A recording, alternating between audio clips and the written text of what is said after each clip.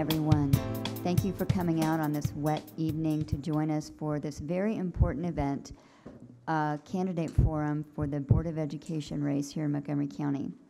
I'd like to thank our partner organizations who've sponsored this forum tonight, the NAACP Parents Council, Identity, the League of Women Voters, and the American Association of University Women. I'm sure this is going to be a great evening. Looking forward to hearing from all of the candidates on a wide array of issues that we all care about. And I'm going to turn it over to Byron Johns. No, I'm sorry, I'm not. Nancy Bliss, President of the League of Women Voters. There we go. Good evening, everyone. I think this is going to be a very stimulating evening for all of us. Tonight, what we are going to be doing with the candidates, we have each voter in the election is going to cast one vote for each Board of Education position in districts 1, 3, 5, and at large. And we are so happy to let you know that hot off the press, if you haven't gone if you haven't picked one up yet, we have the League of Women Voters Voters Guide for the general election. They will be in the libraries and other places next week. So right now you have your chance to get your own copy. And on pages 37 and 38, this is the area for the Board of Education candidates. And if you look out in front, if you want to, on the tables, we have a Maryland application for an absentee ballot, a voter registration application, your voice, your vote about voting in Montgomery County, and we have just done the Spanish translation of Your Voice, Your Vote, and our wonderful vote411.org. This is how you get on the internet, and you can get all of the information that you need. Plus, it is now also in Spanish. So without that, I think I will hand it over to Byron Janice. There you go. Thank you. Thank you. Well, good evening. I'm Byron Johns with the NAACP Montgomery County Parents Council. Glad to see so many hearty souls out this evening. We'll make this short and brief. I'm here to introduce, we are proud to have our moderator, Tracie Potts.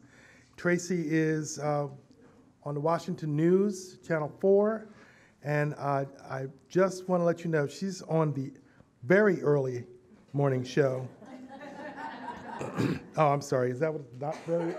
Maybe the very's not there, but Tracie is on at, for those of us who are early risers, 3:30 in the morning. So let's get up and get out there. All right. So with that, Tracie has a tremendous background. We're so pleased to have her here. She's a national correspondent in many areas. She's covered numerous events throughout her career that are stellar. So we have a chance at the end of this, talk to her. But in the meantime, without further ado, Tracie Potts.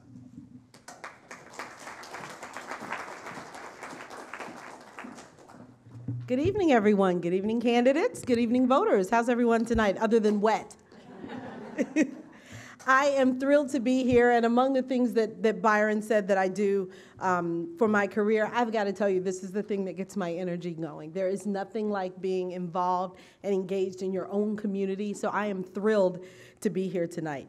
And by the way, there's a bonus for every candidate who keeps their answers under 1 minute because my alarm goes off at 1:30 a.m.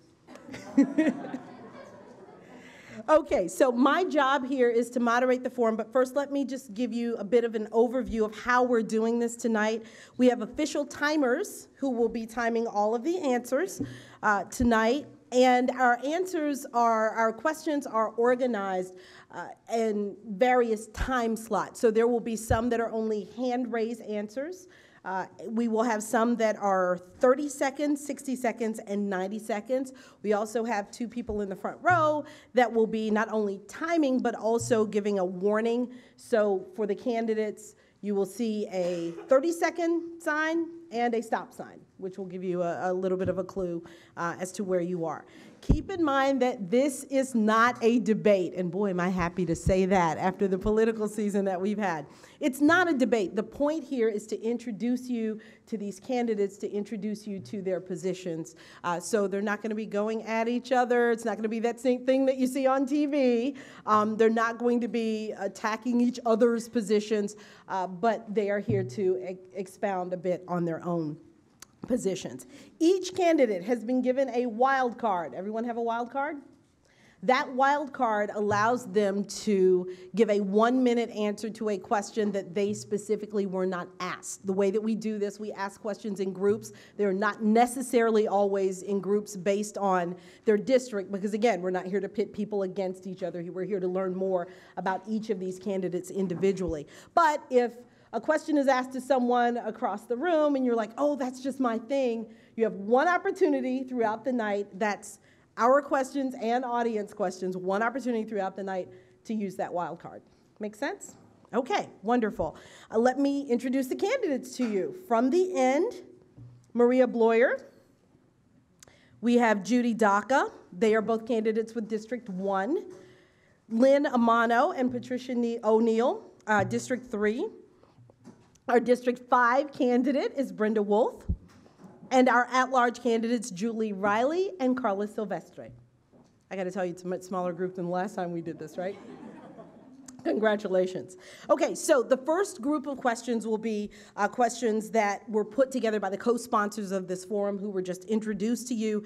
We also, I'm very proud to say, tonight, we have some questions that have been submitted by students at Magruder High School. Is anyone here, staff or students from Magruder High School? Thank you. We are so glad that you're here because bottom line, and I say this all the time, this is all about our kids.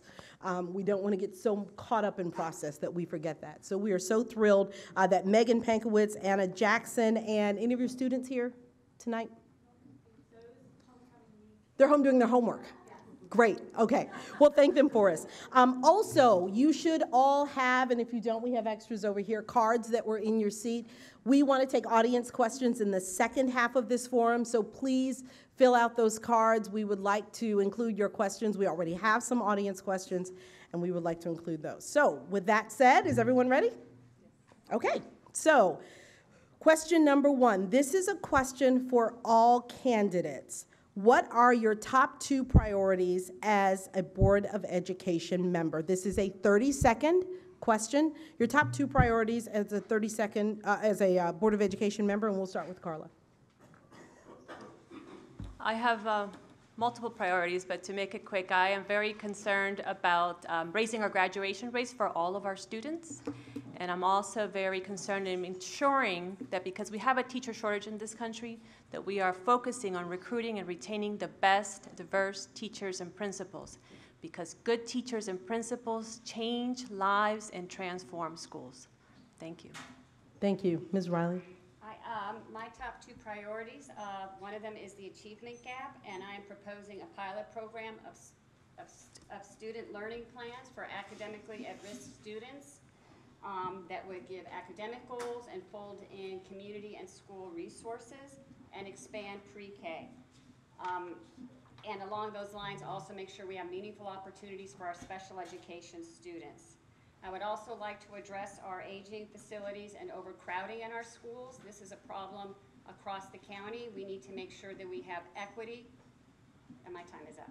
Thank you. Ms. Wolff. Good afternoon. My top priority is accountability.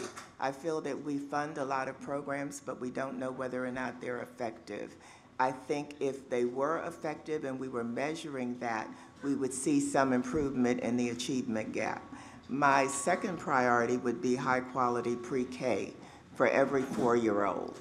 And I know that we don't have the facilities or the money for that, so I would recommend that we start with a sliding scale and look at community partnerships. Thank you. Ms. O'Neill. Well, first and foremost, I believe the opportunity gap is our #1 issue. Addressing all that it encompasses through the board's role in oversight, addressing the graduation rate, meeting the needs of each and every student, special education, gifted and talented, but also providing seat space for kids and addressing our aging and overcrowded schools. Thank you, Ms. Amano. So my answer would be fairly similar. My primary issues would be our persistent overcrowding issues, and specifically using creative solutions in programming and utilization and accountability and how we're spending our money and addressing that issue in particular. And then the second would be equity and diversity in our schools across the county. I feel like we're not providing an equal education to different students in different parts of our county. Thank you. Dr. Docca? Hi. The opportunity gap is always on my mind and has been ever since I began to run, but there are other things, choice for students, the opportunities for students to be in special, interesting, challenging programs, and we need to open that up a little bit more. I am concerned also about keeping English language learners and special ed kids in small classes. Thank you. And Ms. Blaeuer? Thank you. Like everyone else, I think the thing that keeps me up at night is the fact that our kids aren't equally achieving and equally accessing everything that makes Montgomery County great. So that has to be our first priority, addressing the opportunity gap. After that, I think the second thing that I'd look at and talk about is changing our culture in MCPS to be more responsive and inclusive of everybody in the community. I hear time and time again that people don't feel heard and don't feel listened to. Thank you so much. Okay, questions for candidates in Districts 3 and 5. That's Ms. O'Neill, Amano, Wolff, and Brenda Wolff, those three.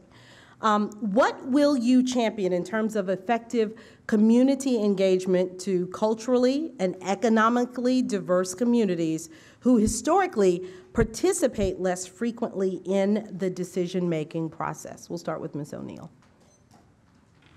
Well, certainly technology plays a role in our ability to outreach to some parents. We have to take our show on the road, go to community centers, meet parents where they are. Last year, we had our family and community office go out and distribute flyers in apartment buildings, knock on doors, stand at bus stops, put up flyers in laundromats. We have to look for non-traditional ways and communicate in a variety of languages. While we are translating into 7 currently, we need to also continue to outreach, and one place is at the faith organizations because we have to meet people where they are. Thank you. And I'm not sure if I said this, my apologies. This is a 90-second. Yeah, you got that. Ms. Amano. Thank you. I would second the community outreach. We need to be able to go meet people where they are. Another piece of this is definitely language accessibility. I was PTA president at a school that was about 60% Hispanic, and many of those parents were not English speakers. And so being able to provide materials and communications in the home language is something that's really important to that piece. Also, another part of this is the teachers that we're hiring and making sure that we have a diverse group of teachers that are working, because those teachers have the cultural sensitivity and are going to be able to reach out into those communities and do a better job of that. So recruiting and retaining those teachers, specifically among our bilingual students who are now graduating, our bilingual students, then we can manage to bring those back into the system so that we have a more diverse staff that can help address the community as well. Thank you. Ms. Wolff? The thing about being last is it's all been said, but communication is the biggest issue. And I'm a champion of moving the board meetings and issues around the county. I mean, we have to go to where the people are, because I'm in East County and a lot of people are not reached there. We have to do a better job with technology. And I don't mean just the computer. We can rely on cell phones, because most people do have a cell phone. Everyone does not have computer access. And like Lynn, I do believe that teacher recruitment is an important communication effort that we need to be working on.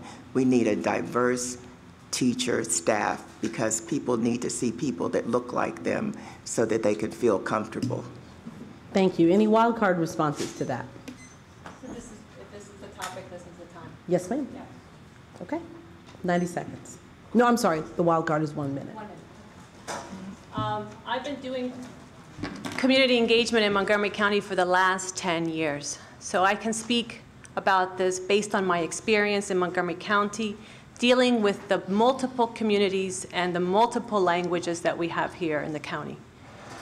I think we have to improve our communication, period, to all parents. But yes, especially parents that speak other languages.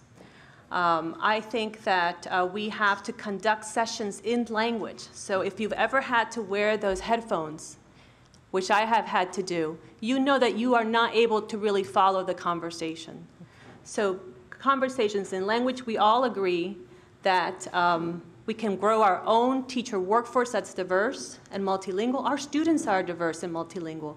Let's create a career and technical education track in the high schools so that we are getting more kids to come to teach MCPS. Thank you. Now, the next question is for candidates in the at-large race and also District 1. And really, given some of the things that you said, it's going to give you an opportunity to build on some of those, because this is a question from one of our students, and it involves and it is about inclusivity. Many candidates have spoken about the importance and need for more inclusivity and equal opportunities for students in all of our schools. What strategies do you plan to implement in order to better achieve this goal of inclusivity and opportunities for all students? So I think they're looking for a specific answer here. We will begin with Ms. Silvestre. Okay. So inclusivity is a very broad term. I think we're talking about making sure that students feel welcome, first and foremost, in the schools. We have a lot of people, newcomer students that are coming to our schools, and it's very important that they feel welcome. Every student should feel welcome in their school. But we're also talking about access. So being inclusive in highly gifted programs, making sure that all of our students have access and feel welcome and are included. Inclusivity is not just about feeling welcome at a school, it's also making sure that we have equal opportunity to make sure that all of our students are having equal access to all of the great programs that we have in Montgomery County. I think we should listen more to our students. They have great ideas in terms of how we can be building more welcoming environments in their own school. I have heard students give me ideas about what they could do to create mentoring programs for newcomers, helping them feel more connected to the school. So I think it's both a strategy of welcoming, belonging, which is critical for anyone to be able to learn appropriately, but also inclusivity where it counts as well, which is access to the best quality education that everyone can have.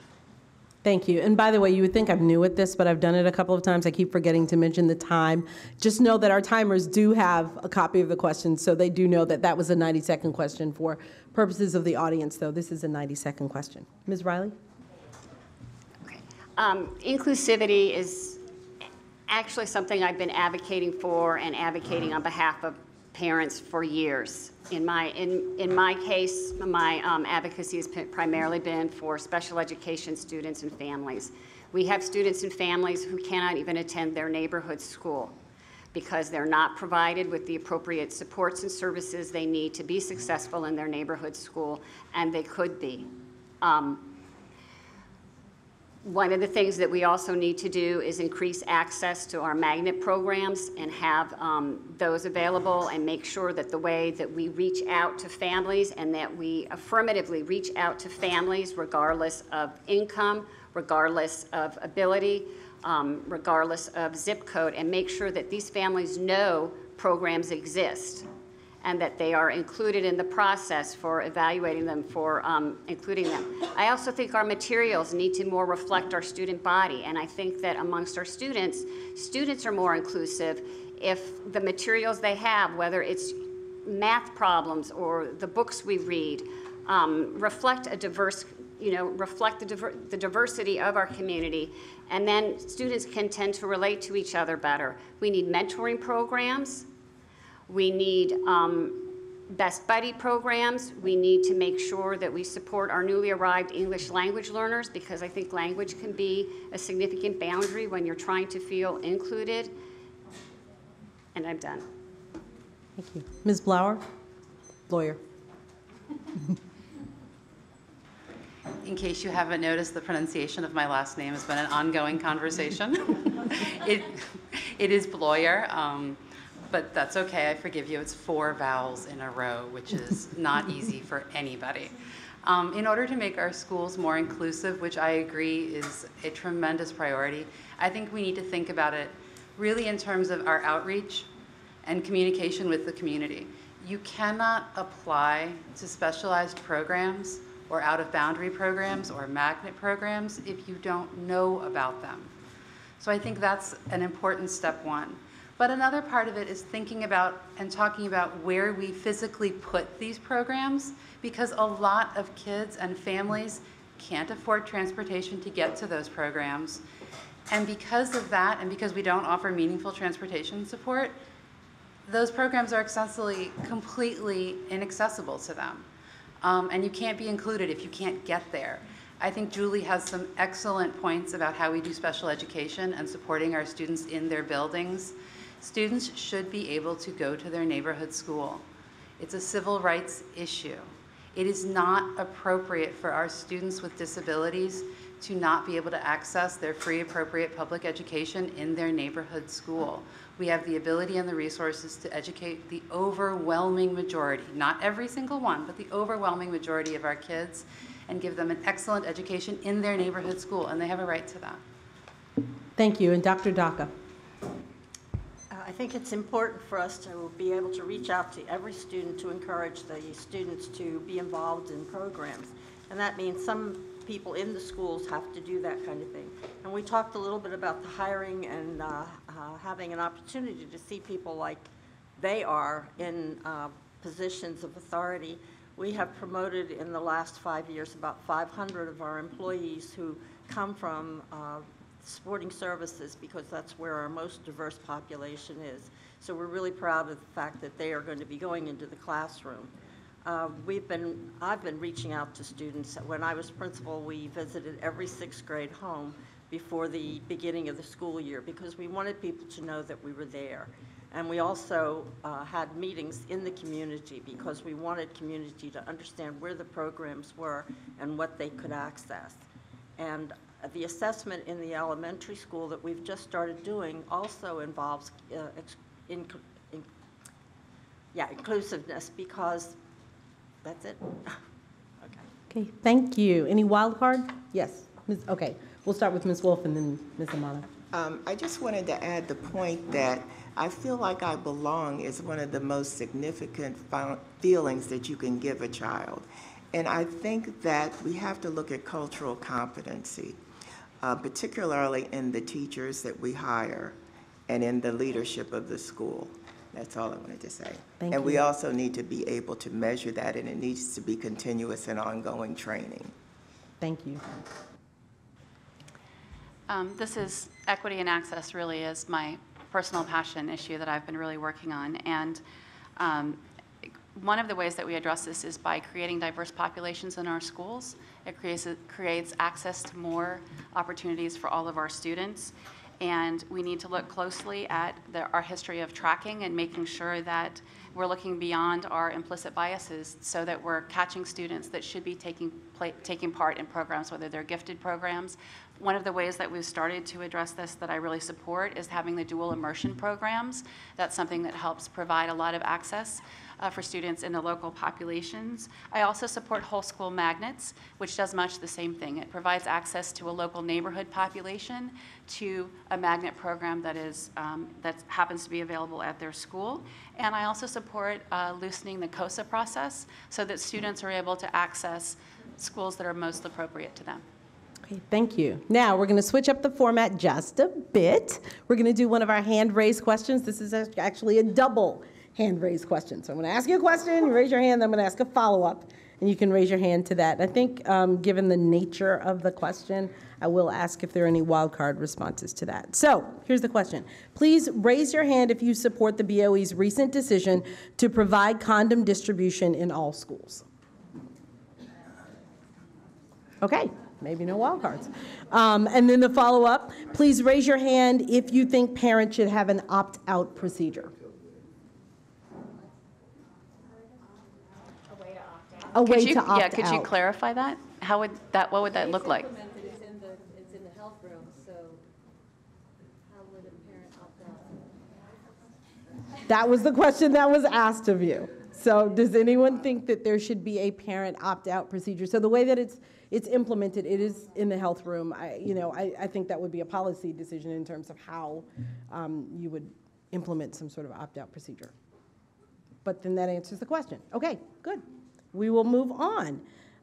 Question number 5. You guys made that easy. These are candidates for District 5 and 1. And the question is, MCPS is in the process of another curriculum change. Does this signal progress or does this signal failure? What would you do as a Board of Education member to ensure that the new curriculum is culturally relevant and that it challenges students of all learning styles and levels? Brenda Wolff. Well, they are in the process of getting a new curriculum. I'm not sure that it indicates failure. I think it indicates that it's time to move on because we've heard from a number of teachers and students that the curriculum 2.0 just does not work. So I would say yes, it signifies change. Could you repeat the last part of the question? Certainly. What would you do as a BOE member to ensure that the new curriculum is culturally relevant and challenges students of all learning styles and levels? And this is a 60-second question. Well, I think that we have to have a group that is culturally diverse and that includes students, parents of students with special needs. And I also think it's important to have students as a part of these groups. I think that we can identify supplemental materials, but I think that it's important that we have some say in what materials are being provided to support the curriculum. And we're going to do that through some sort of diverse group. Thank you. Dr. Docca. Yes, I've already spoken out about what I would like to see in the new curriculum when we look at it. They are asking for companies or persons to submit the curriculum, but we have a chance now to put things into the curriculum that reflect our student body. One of the things is to have literature or other items that students have to read that are written by ethnic authors. We have not done that before. We put the ethnic authors on the side, and they are allowed to pick from them, but they're not really needing to teach from those areas. So that's one of the things that I think is going to be important, and I do think that the curriculum needs to have a better emphasis on math and make the math much clearer for our students because it's one of the areas that we're having a problem with. I'm hoping that the community can be very involved in this. We need the community support in order to get the curriculum the way we would like to have it to reflect the diversity in the schools. Thank you. And Ms. Blaeuer, I got it right this time?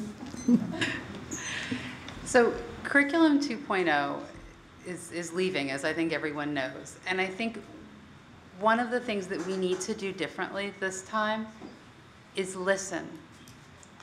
Parents and teachers knew the Curriculum 2.0 was not working, and we plowed ahead anyway. That's not good for kids, and that's not fair to our teaching staff. So I think one of the things we have to do differently as we select whatever new curriculum we're moving towards is we have to listen. We have to listen to the people who are in the classroom doing the work, who were saying years ago, this isn't doing what I thought it would do. I do agree that we need to have a special emphasis on math. Some of our math outcomes in post-secondary are concerning, and we need to pay attention to that. And I would also say that we do need to be more inclusive in our literature selections. We can look to the IB program. They've done a very good job there. But I would agree that we need to change a lot of how we do that. Thank you. Okay, we'll move on to the next question, but before we do, I'm sorry, wild card. So I'm going to use my wild card. Okay. When Curriculum 2.0 came into play, the Common Core state standards had been implemented by 38 states, and curriculum did not exist. We received a grant to write our own curriculum. Our board policy calls for a review every 5 years of our curriculum, and the board hired Johns Hopkins to audit our math and literacy because we knew it wasn't working. We have an RFP, a request for a proposal out there that calls for literature across diverse groups, and we have an extensive group of teachers that will be reviewing the curriculum, and we will have outreach to the community to review. It will be a very transparent policy process on selecting the outcome. Thank you. My apologies for getting the wild card. Were you asking to use your wild card on this one also? I guess I misunderstood. I thought it was raise our hand if we wanted to answer the question. That was my mistake, but yes, I'll use my wild card. You do? Okay. Please, go ahead. Okay. So, I do think that what I would have done differently, and I hope it will be reflected this time around, is I would have done the review sooner of 2.0 because that was written in-house, and it wasn't, and I understand why it was written in-house, but since it wasn't tried and true, and then we get back to the listening piece, and making sure that we are listening to our teachers and we are listening to our parents. In choosing the curriculum, we need to make sure that we have extensive stakeholder involvement. Yes, we want to have diverse literature, but there are also ways that math problems can be culturally relevant in the way that you have word problems. We want to make sure that our LGBTQ students are represented in the materials we see. And I would like for there to be an emphasis on writing. Math, yes, but I taught writing to law students for 11 years. Sometimes I was teaching just writing, not legal writing to law students. We don't have enough emphasis, like a formal writing course. As a PTA board member, I have brought writing programs every year to all the schools. And we'll finish that one because I bet you'll work it into another answer. Thank you. So I think, did everyone who wanted to use their wild card get an opportunity? Okay, great. I just wanted to take a quick moment to stop and say, these responses are giving me so many thoughts for follow-up questions, but that's not part of the program, but your follow-up questions are. So I just wanted to remind you about the cards that are in your seats. There are people who are standing around the room with extra cards if you don't have one, or maybe you have another question. So please make sure that you turn those in because that will be the second half of our program. And really your questions are the most important questions in the room. Okay, question number 6. This is for our candidates in the at-large race as well as District 3. It is a 60-second response. How can we create environments that will challenge gifted and talented students as well as serve the population with special needs in students in their own local schools prior to 4th grade? And we will begin this response with Julie Reiley. Okay, thank you. We have students with special needs. We have students who are gifted and talented. We have students who are both. So I don't want us to forget that fact. If we provide the appropriate supports and services, we can educate these students in their home schools. Sometimes it's necessary to have breakout sessions where the students with learning differences perhaps need to read and be reading with a slightly modified curriculum. We can do that. Same for our gifted students. We don't want to leave them behind either. And when I say behind, it's important to keep up a child's progress. I have seen GTLD students where there was so much emphasis on the need, which was terrific, that the gifted part was left behind. And a student who read, I know of a student who was reading on the 3rd grade level in kindergarten, but by the time he got to the end of elementary school, he was on grade level because that progress wasn't kept up. So we need to take an individualized, differentiated approach. Thank you. Karla Silvestre. Rigor and challenging our students is very important to me. If you have my palm card, you will see that it's part of my platform. We have gifted and talented students. We have special needs students. We also have English language learners. They all need to be challenged.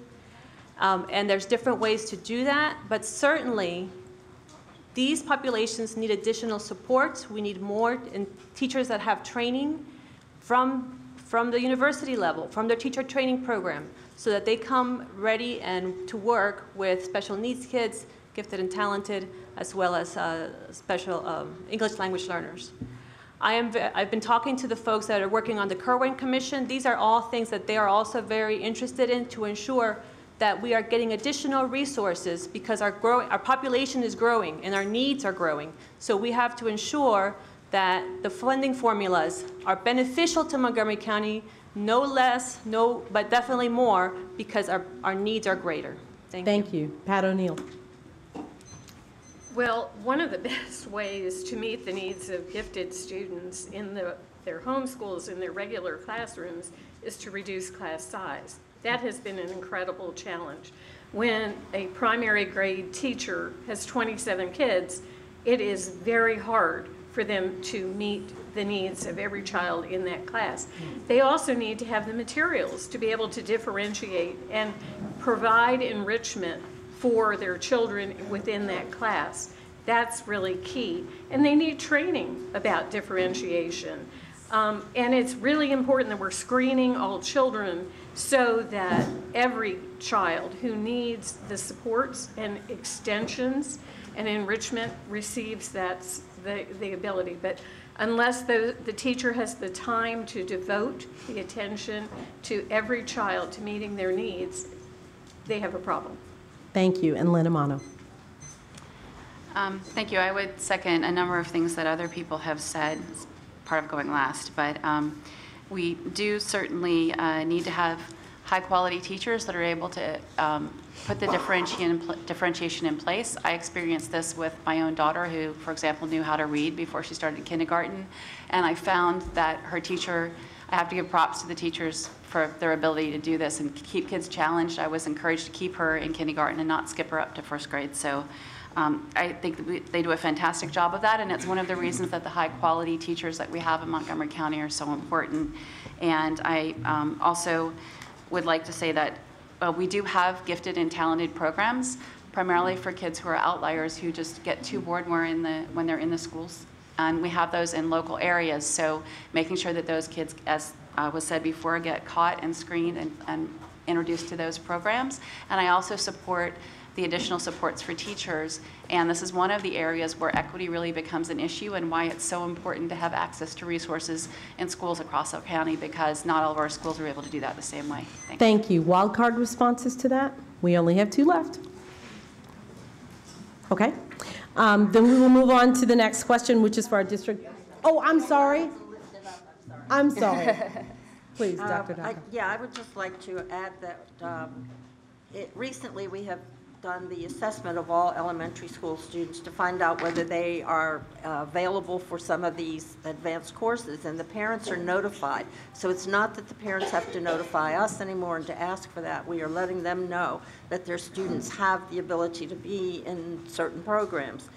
And we're also adding programs at the elementary level for students that are high achieving. We are mixing those classes with special ed students, and we have done that for a long time. But this will increase the number of seats because we've grown twice as high as we were in the 90s, but we only have the same number of seats for special programs. So this is really important for us to do. I still have 15 seconds. I think that's it. Thank you. And did I see another wild card? I need spotters for the wild cards. Okay, great. Thank you. The next question is for our District 1 and at-large candidates. It is a 60-second response. And I can tell you as parents, everybody's probably going to nod their heads and go, yeah, on this one. Do Montgomery County schools use the right amount of technology? We're talking Google Classroom, other apps, including digital devices, so MacBooks, cell phones used in class, technology in general. Include in your answer how you view the impact of cell phones in our schools, and should they be used for instruction? Ms. Blaeuer. This is a good question, and 60 seconds is not a lot of time. There's a balance. I worry a little bit that we've gone a little bit too far towards the technology. Having said that, I think there's some amazing things, though, about the technology. It lets us differentiate instruction in a way that is so much easier. And it also allows us to have some flexibility and real-time feedback for our students. One thing I would really like to see, if we are going to continue to use the technology as much as we are, is to teach our kids about using the technology.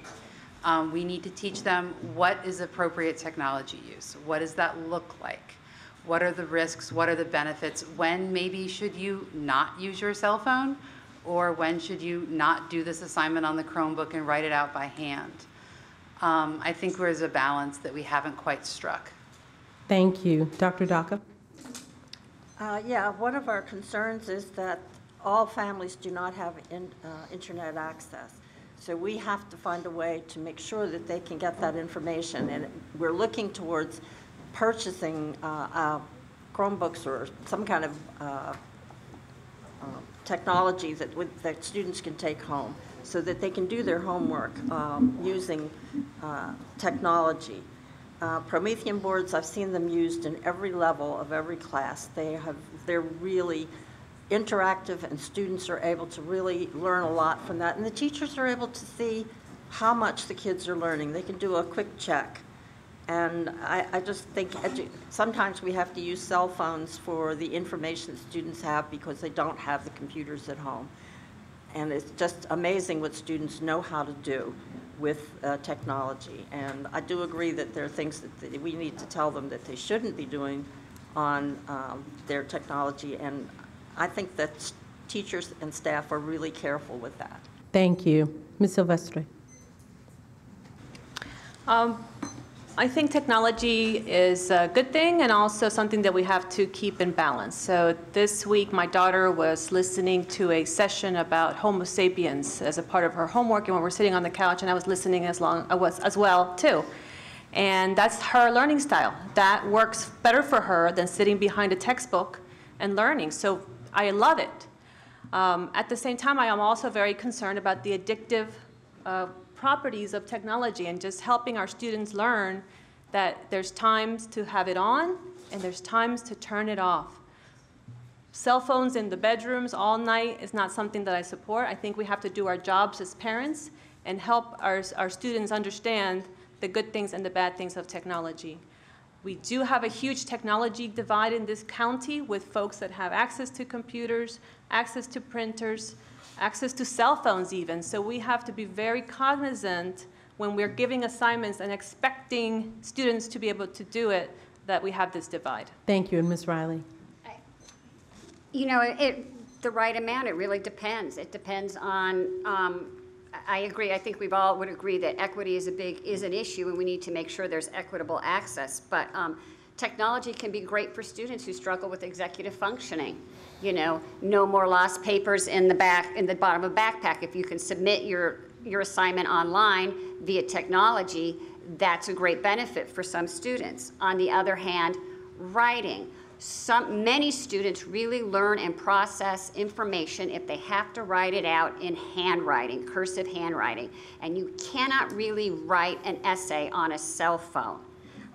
Some students shouldn't even be writing them on a computer. They need to handwrite it out. Some students with dysgraphia, the typing is better, you know. So too much, I think it's a matter of is it individualized? Is it appropriate depending on the subject that you're teaching? And, you know, can we make sure that there is equitable access? Thank you. I may need to call home right now. I probably have a teenager writing an essay on his cell phone. Exactly. I just wanted to point out we have one candidate, if I believe, left with a wild card, and you did say that that was not enough time to answer the question, so you're welcome to use it now or hold it for later. I'll hold it, but thank you. Okay, fair enough. And I just want to take like a 30-second point of personal privilege to drill down on the second half of that question. I'm just going to throw this in as a hand-raised question because the second half of that question was, should cell phones be used, personal cell phones, be used in our schools for instruction? Yes. Now, we realize that you've already sort of explained that there are a lot of caveats to that.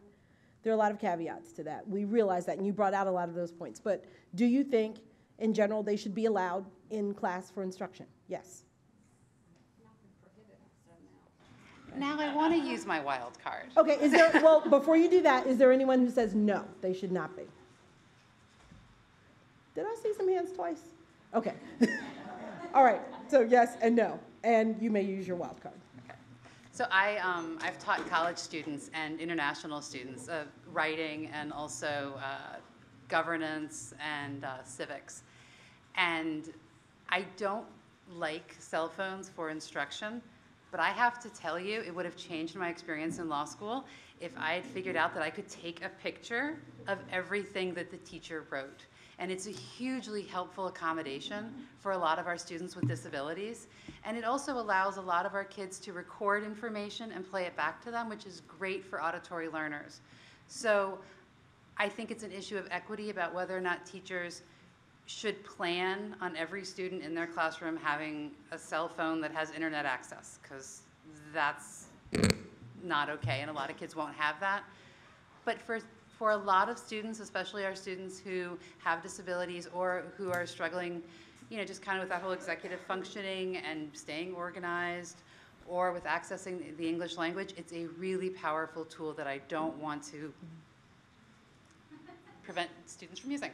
I knew I could get you to use that blue card. Okay, so it's interesting though, isn't it, how these questions kind of dovetail, because we're back to the equity issue, and I saw a lot of you shaking your heads on that. Okay, we're gonna take a bit of a turn to a different topic for our District 1 and at-large candidates. This is a 60-second response, and this is a question from a student. I'm sorry, let me repeat that. This is for our District 3 and 5 candidates, 3 and 5. And this question comes from a student. It's 60 seconds. What would you do to make our schools and in turn our country a more eco-friendly, energy efficient green county? We will start with Lynn Amano. Wow. So I am someone who definitely supports kids being in contact with real food.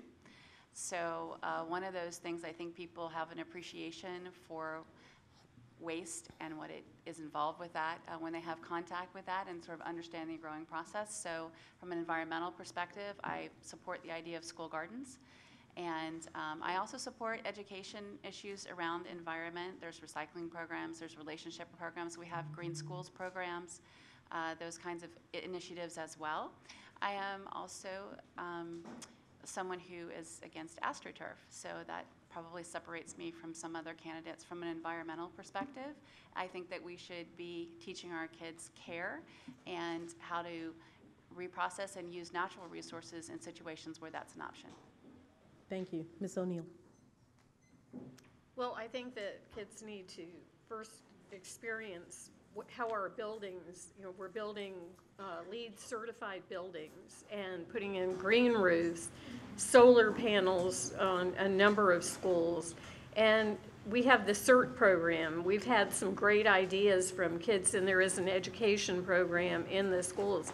Can it be expanded? I mean, including our outdoor education, which is an environmental program. We have a wonderful environmental science program at Poolesville High School, but the components of environmental science need to be taken down into other schools. My grandchildren go to a school across the river, and they have outdoor education beginning in kindergarten. They have an outdoor education instructor.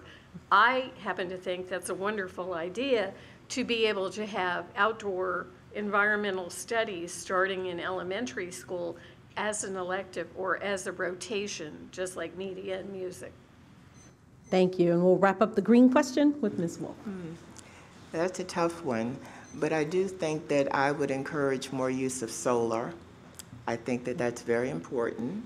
I think that recycling is not done well in any of the schools. I tend to be in Blake High School every week, and the kids, they know the concept, but they're not using it. And I think that education about recycling and the benefits to the environment would help.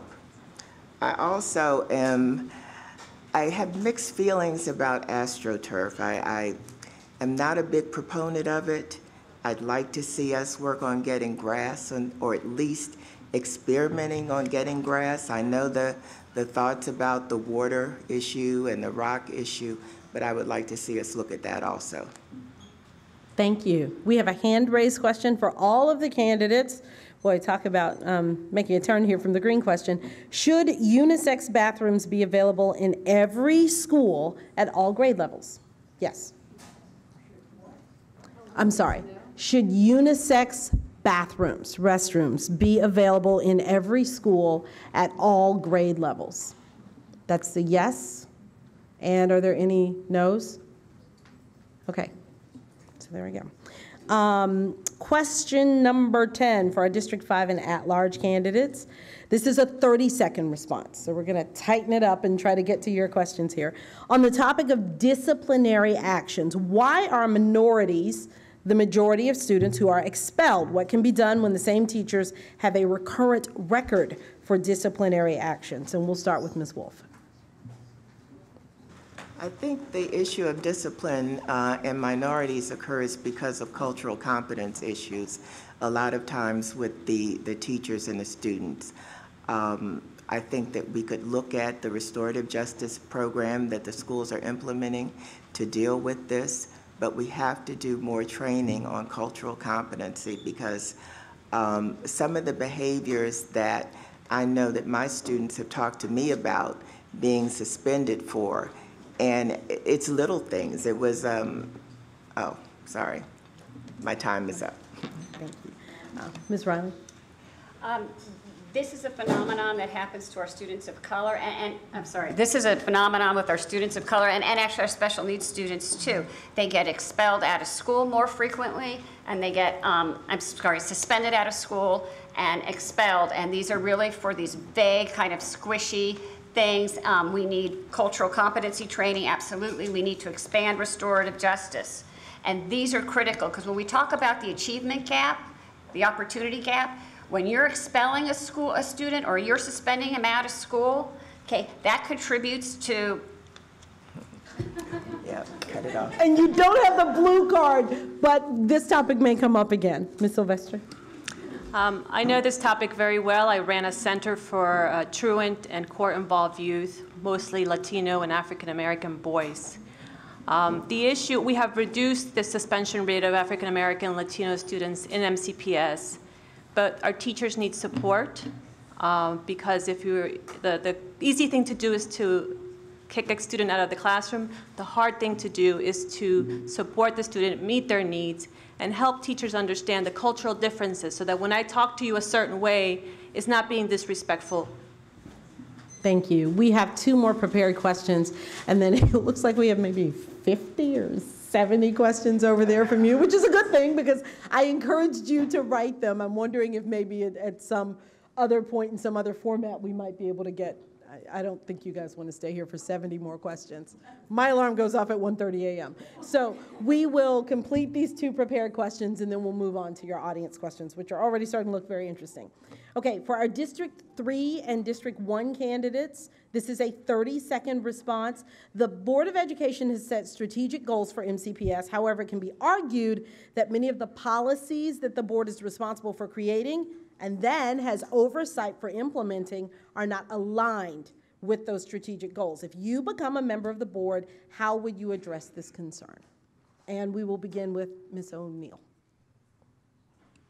Well, certainly every single time we review the policies, which if you actually had paper copies would be about this time, we attempt to align to our strategic goals. The policies, the regulations implemented by the superintendent support what we're doing and our work.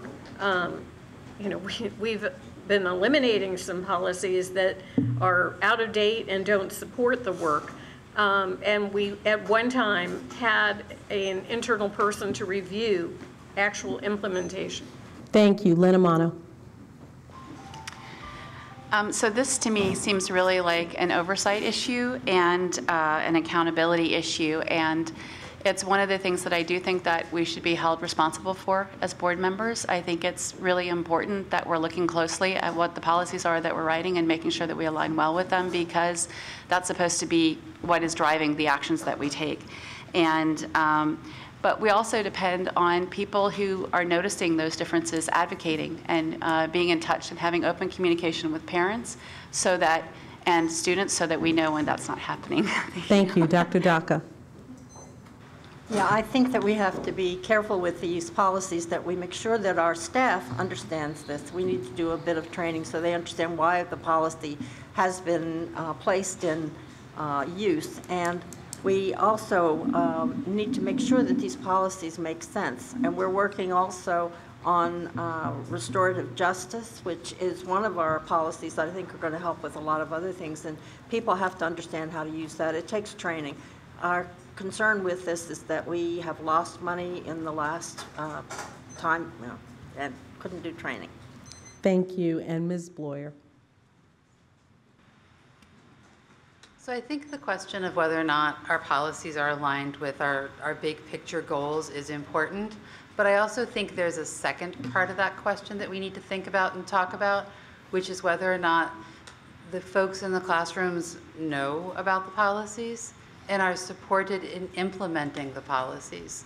One of the things, I'm very excited also about restorative justice. I think it's got a lot of potential, but I'm also very nervous and scared that we have something that isn't going to be implemented with fidelity and will cause a lot of harm if it's not done well. Thank you. And our final question is a 60-second question, our final prepared question. And pardon me for punting a moment because this is the one that we added. We will go back to the order of the District 3 and 5 candidates for this question.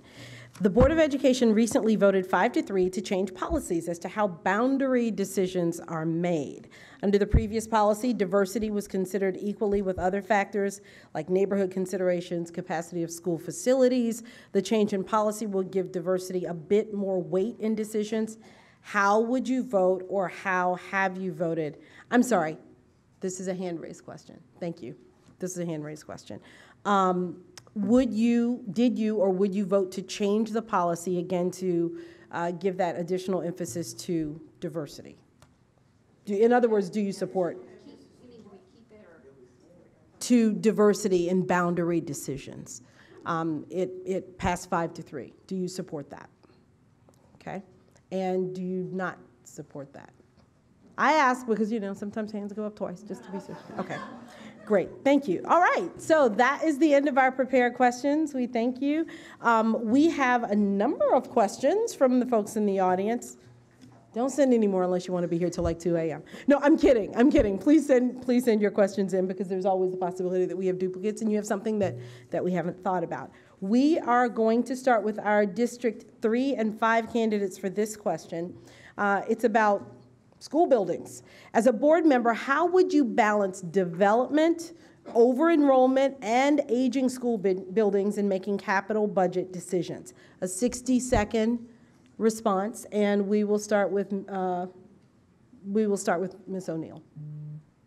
Well, one of the factors in changing policy FAA was that we are shifting from a 30-year-old fact list, which ordered schools, established a queue for renovation, and it no longer is keeping up with the needs of as schools have aged since that 30-year mark, and also seat space.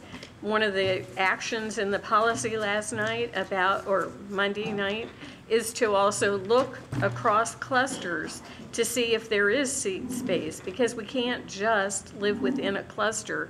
And we're going to have to continue to reclaim buildings that have been closed, look at alternative spaces in office buildings, and spend our dollars wisely, because we won't have enough money to meet all the needs, particularly at the high school level. Thank you. Ms. Amano. 60 seconds, wow. So you spoke of balance. This to me speaks to the equity issues as well. One of the things that I'm happy about in sort of the new system of how we're evaluating our schools is that there is a need component built into that. I have some concerns because there's also a component about how often certain issues get written up, or meaning how much time a principal has to do something and how much time parents have to put in input as well, that I think unbalances that a little bit.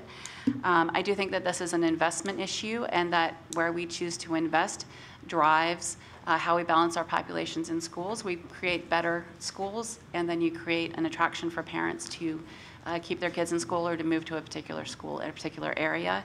And those kinds of decisions and how we make them is very important in terms of how we are addressing the needs overall, and making sure that we're not concentrating resources into one particular area too much. Thank you. And Ms. Wolff?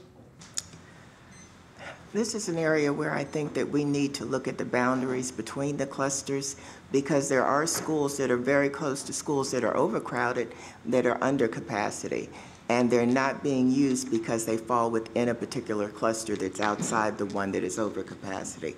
I also think we need to work with the planning department, because I think that they're approving development without enough input from the school system. So I think that would help.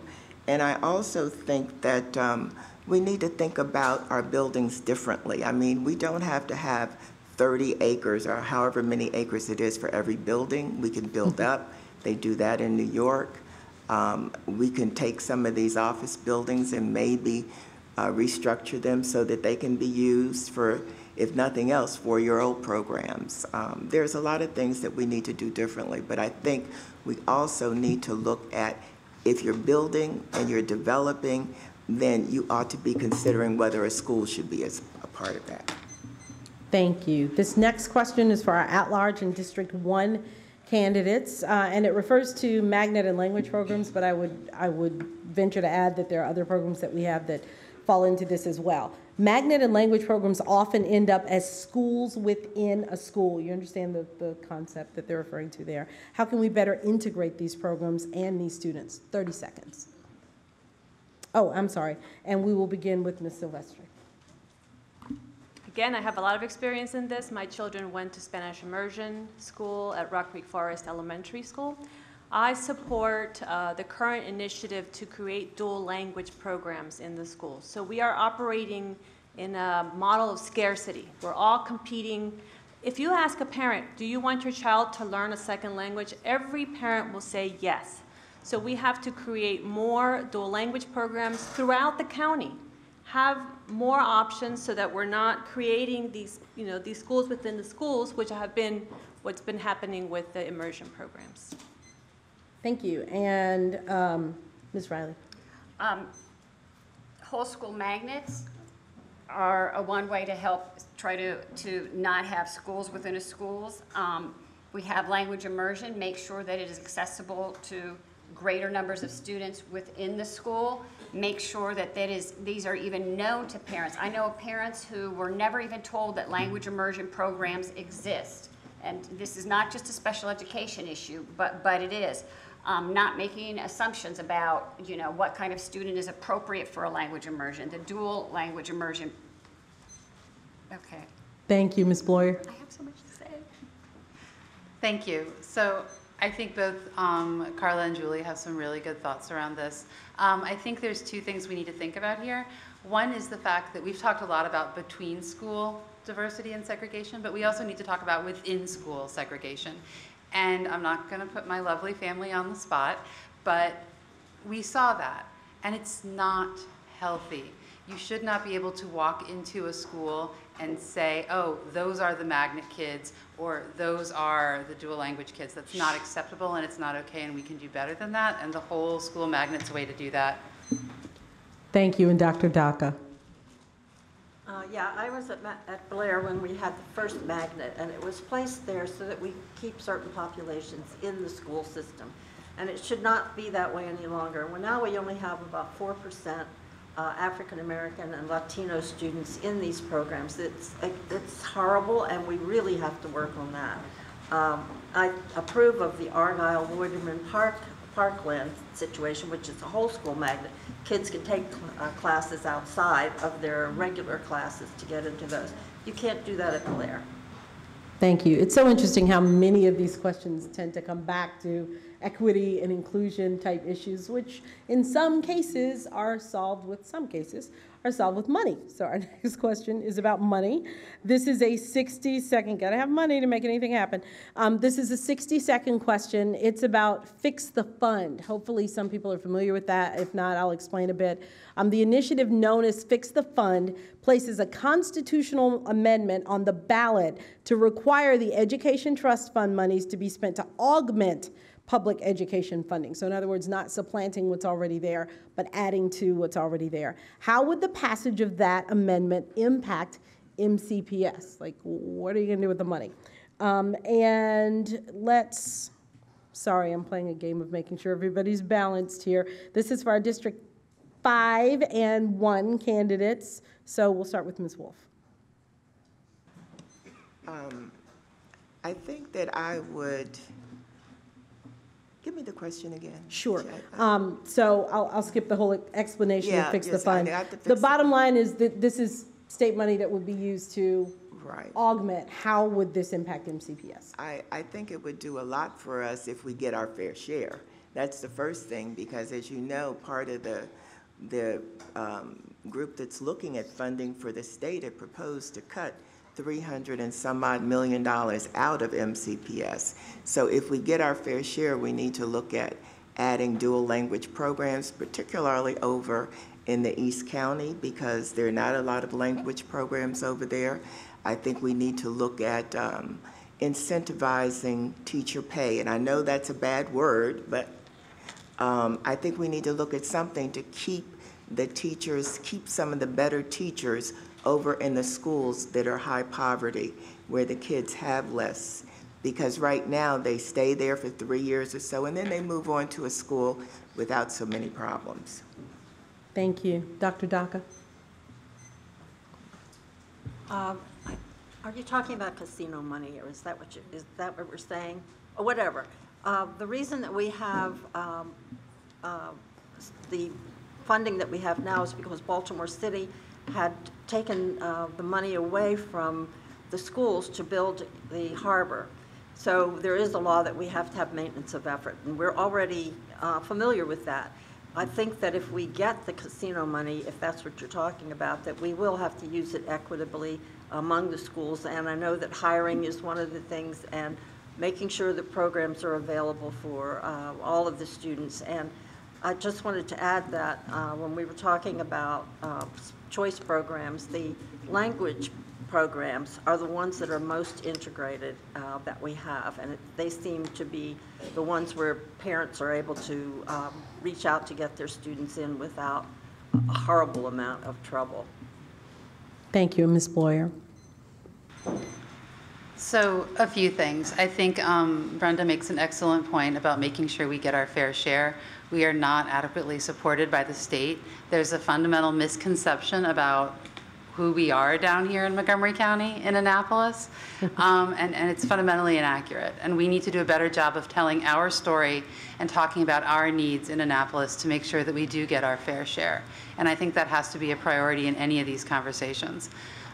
Regarding this question of making sure, and I think I'm hearing your question correctly, you want to make sure, you want to know how exactly we would use those funds to supplement, right, and not supplant. And this is an ongoing question in education, because a lot of times people say they're supplementing, and they're not. They're really supplanting other funds. I think one of the things we can do is really look at our class size for the little guys.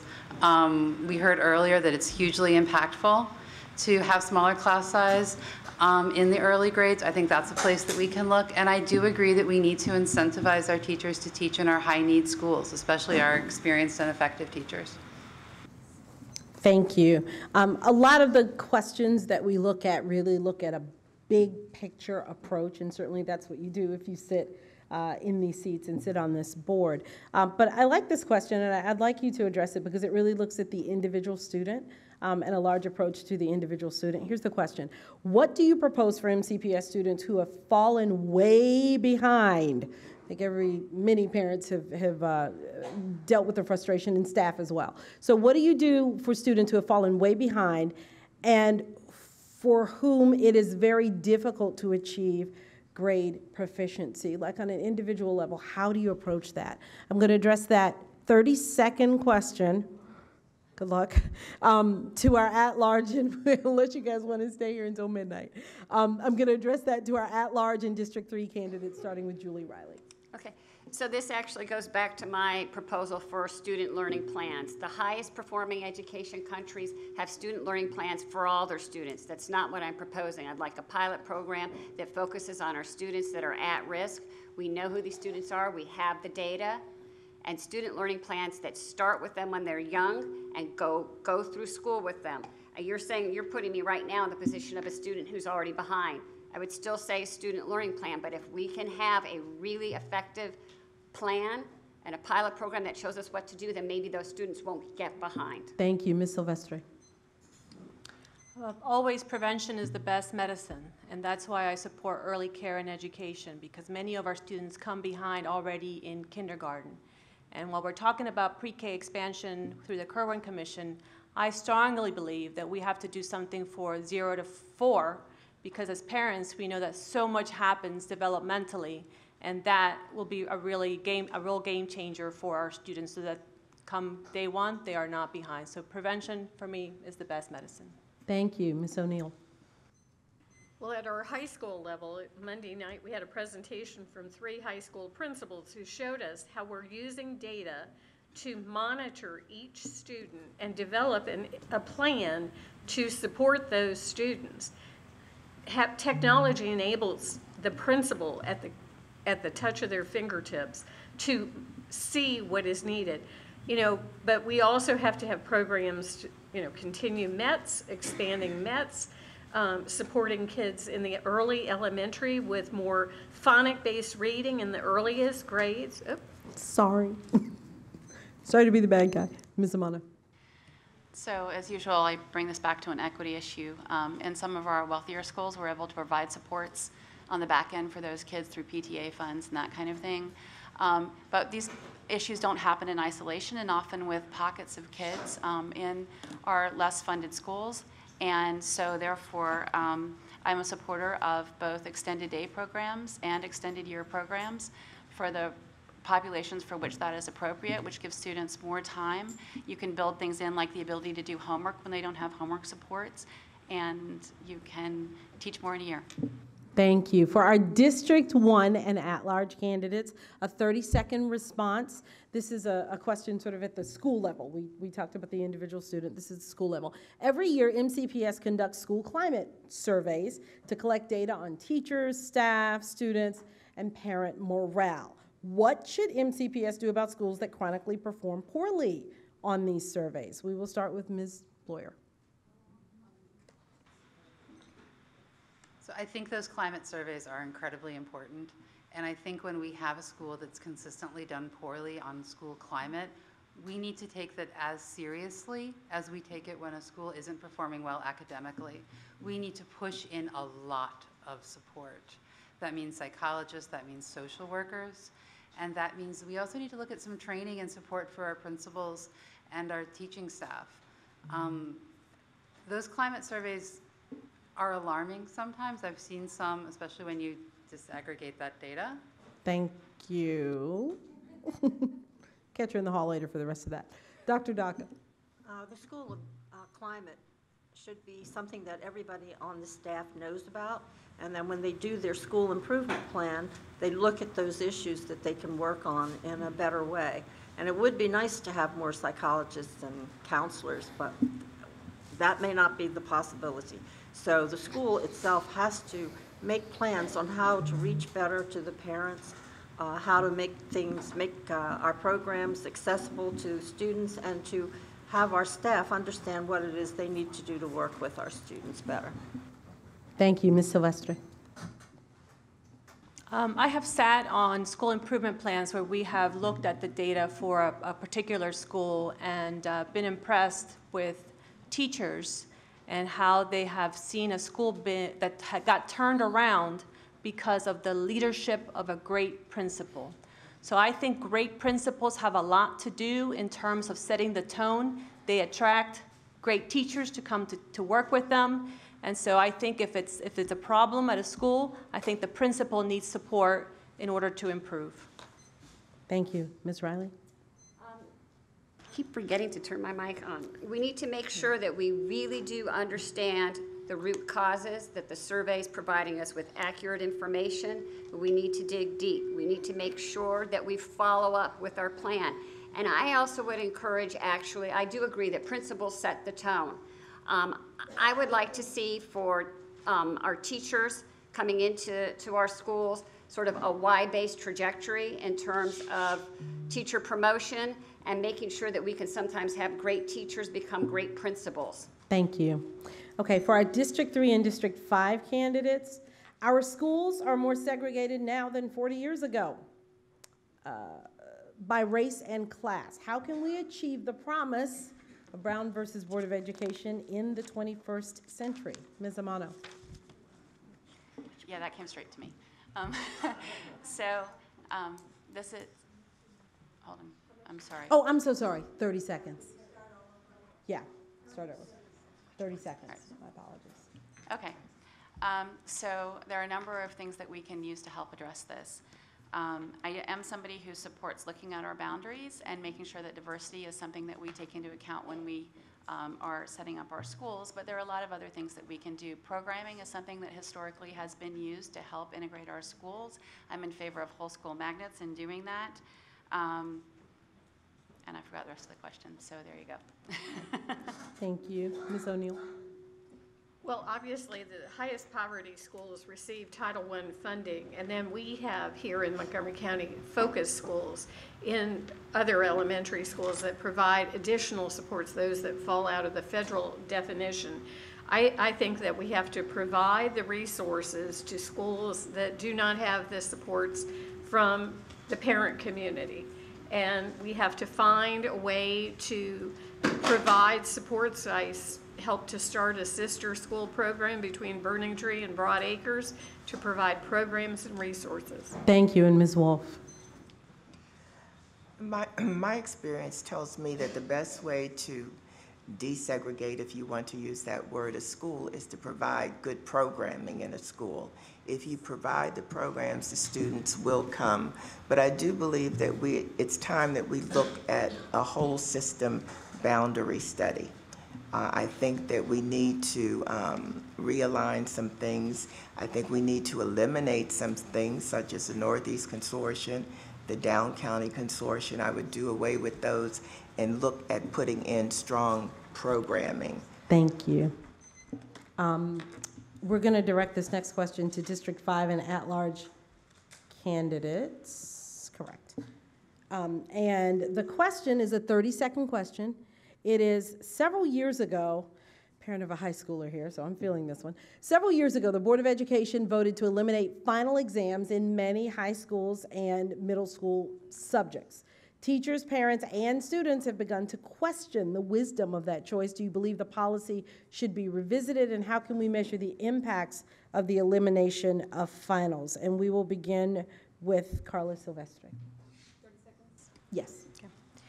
Yes, I am a parent of an 11th grader, and I am very concerned about this. I recognize that we did it because we had so much testing going on, and the outcry was less testing, and that was the one test that we could control here locally. I am very concerned about the lack of preparation for this final exam. I'm also very concerned about the grading. My daughter is gaming the system. She's getting straight A's in the first quarter and slacking off in the second quarter and getting straight A's anyway. I have very serious concerns about that. Thank you. Ms. Reiley? So, yeah, there was an article just a couple of days ago about looking at the possibility that we've got grade inflation because of the elimination of these exams. My concern is to make sure that we have rigorous assessments, but that they reflect what was taught in the class, because we don't want teachers teaching to a test. So I would not support just standardized testing